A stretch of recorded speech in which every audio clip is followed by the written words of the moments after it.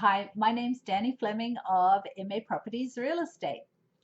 So, what if the buyer asks for, what if the buyer, let me try that again. What if the buyer asks for ridiculous amounts of things to be fixed or a ridiculous credit to be applied at closing as a result of the inspection?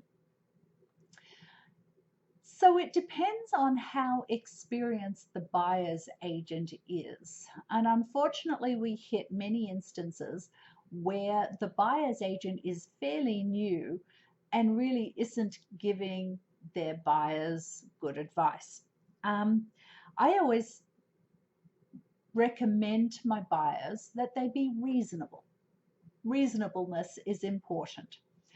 Um, when you think about it from the seller's perspective, yours, if you have a response from a buyer asking for a ridiculous amount of things or unreasonable amount of things to be fixed or a credit, you're more likely to throw your hands in the air and say, nope, not doing anything. And then it all falls apart. If you have a buyer responding and saying, we found these things in the inspection, but we're only asking for you to fix these 3 things, and here are the other 20 things that we found that we'll take care of ourselves. When you get a response from a buyer like that, yeah, I get what they're talking about. Yeah, those are things that we thought about fixing ourselves at some point we didn't do. Yeah, okay, we'll fix those. The buyer is being reasonable and the seller is being reasonable in response. That is far more value and far better outcome than the buyer asking for a ridiculous amount of things and it's just falling apart. We tend to find the ridiculous amount of things being done by an inexperienced buyer's agent. Sometimes if the listing agent can explain this to the buyer's agent and the buyer's agent then explains this to the buyers, we can get past it. Sometimes we can't. Sometimes we can't. I could tell you lots of stories about this, about when the buyer's being ridiculous and the sellers are being a little ridiculous. You know, I had one where the buyer was asking for silly things and the seller was responding by, giving a credit of $5 for this thing and $20 for this thing, and that's sort of being a little silly. But that's when you've got two people who are not going to give one iota, and it causes ill will.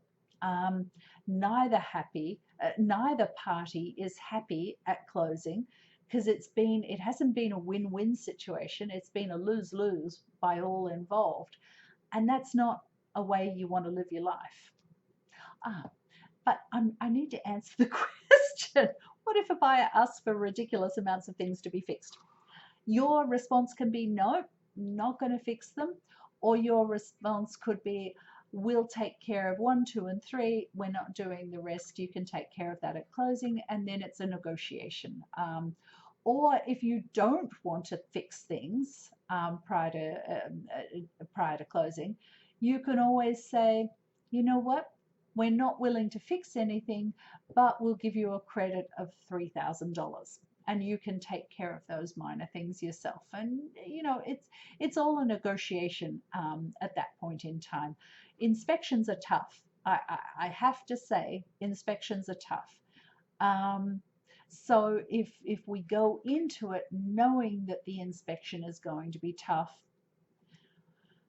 our expectations will be met.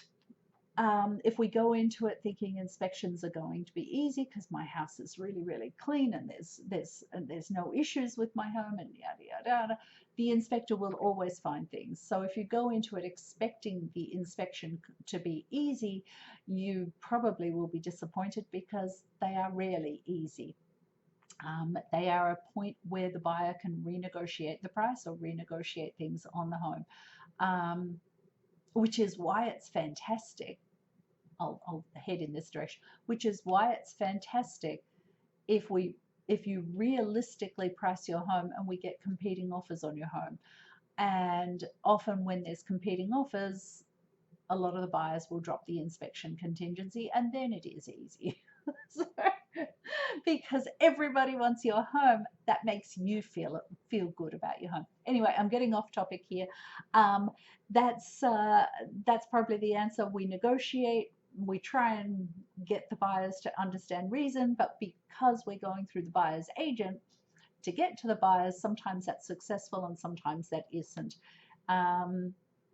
because it's all about the experience of the buyer's agent.